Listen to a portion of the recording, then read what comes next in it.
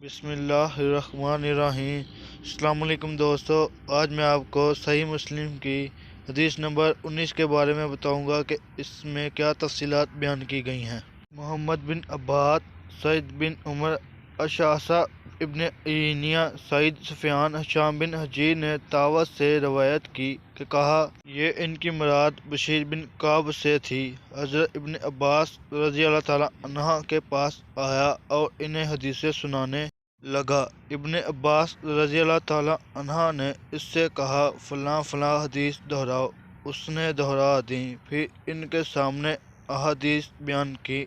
इन्होंने इससे कहा, फ़लाँ हदीस दोबारा सुनाओ। इसने इनके सामने दोहराई। फिर आपसे अर्ज़ की, मैं नहीं जानता कि आपने मेरी बयान की हुई सारी अहादीस पहचान ली हैं और इस हदीस को मुनकर जाना है या सबको मुनकर जाना है, और इसे पहचान लिया है। हज़रत इब्न अब्बास रज़ी अल्लाह ताला अन्हा ने इससे कहा, जब आप सल्लल्लाहु अलैहि वसल्लम पर झूठ नहीं बोला जाता था, आप रसूलुल्लाह सल्लल्लाहु अलैहि वसल्लम से अहादीस बयान करते थे। फिर जब लोग हर मुश्किल और आसान सवारी पर सवार होने लगे, बिला तमीज़ सही और ज़ईफ़ रवायात बयान करने लगे, तो हमने बराह रास्त आप सल्लल्लाहु अलैहि वसल्लम से हदीस बयान करना तर्क कर दिया।